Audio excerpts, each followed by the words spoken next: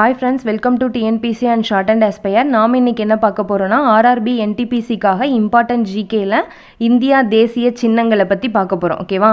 So நிறைய இருக்கு. So இந்த ஒரு வீடியோலயே முடிக்க முடியாது. ஏனா உங்களுக்கு நிறைய இன்ஃபர்மேஷன் சொன்னாலும் உங்களுக்கு போர் அடிச்சு போயிடும். சோ உங்களுக்கு ஒரு 3 வீடியோவா தொகுத்து உங்களுக்கு நான் இந்த தேசிய சின்னங்களை வந்து நான் சொல்றேன். ஓகேவா? தேசிய அடையாளங்கள், சின்னங்கள் எல்லாமே ஒண்ணுதான்.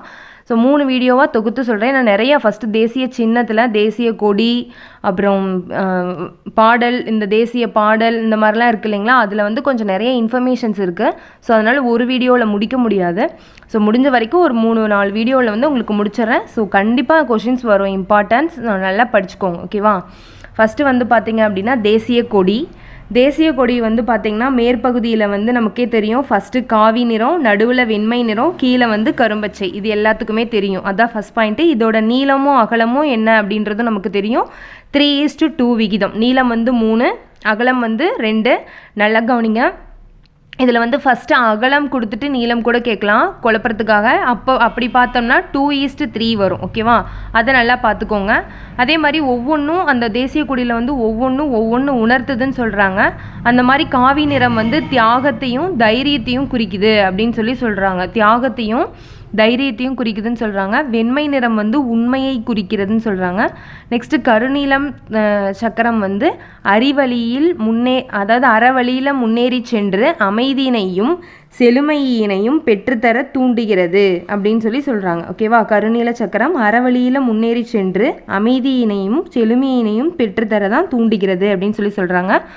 அதில் வந்து மொத்தம் அந்த கருநீல சக்கரத்தில் வந்து 24 ஆரங்கள் இருக்குது அப்படின்னு சொல்லி சொல்கிறாங்க. அதோட வடிவத்தை எதுலேருந்து எடுத்திருக்காங்க அப்படின்னா சாரநாத் அசோக தூணின் தலைப்பகுதிக்கு கீழ் உள்ள வடிவமாகும் அப்படின்னு சொல்கிறாங்க. அங்கேருந்து தான் அதை வந்து எடுத்திருக்காங்க. சாரநாத் அசோக தூணின் தலைப்பகுதிக்கு கீழே உள்ள வடிவம் தான் அதோட வடிவம். இது அந்த சக்கரத்தோட வடிவம் அப்படின்னு சொல்லி சொல்கிறாங்க.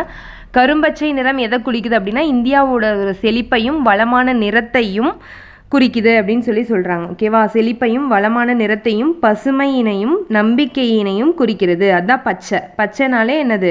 ஒரு செழுமை, நம்பிக்கை, செழிப்பு, வளம் இதெல்லாம் வச்சுக்க ஞாபகம். ஓகேவா?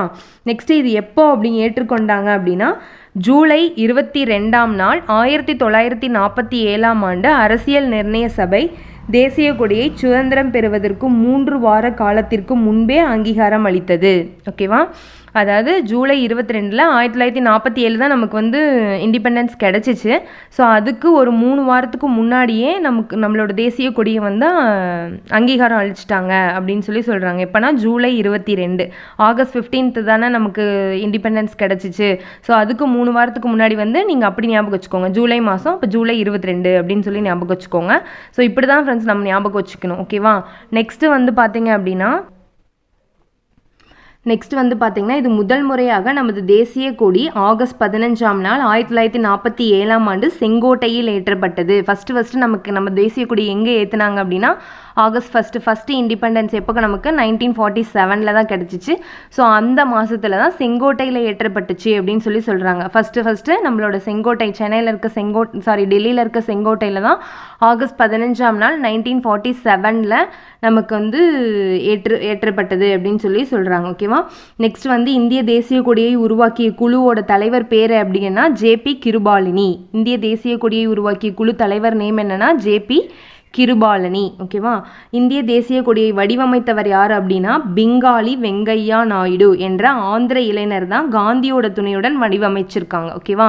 யாரு? பிங்காலி வெங்கையா நாயுடு என்ற ஆந்திர இளைஞர் தான் வந்து காந்தியோட துணையோட வடிவமைச்சிருக்காங்க அப்படின்னு சொல்லி சொல்கிறாங்க. ஓகேவா? ஸோ இவ்வளோதான் இன்ஃபர்மேஷன்ஸ். இதுதான் வந்து நம்ம இதுக்கு தேசிய கொடியை பற்றின டீட்டெயில்ஸ். ஓகேவா? ஸோ இந்த வீடியோ கண்டிப்பாக பாருங்கள். உங்களுக்கு ரொம்ப யூஸ்ஃபுல்லாக இருக்கும்னு நம்ம நம்புகிறேன். ஃப்ரெண்ட்ஸ்க்கு ஷேர் பண்ணுங்கள், சப்ஸ்கிரைப் பண்ணுங்கள். தேங்க்யூ.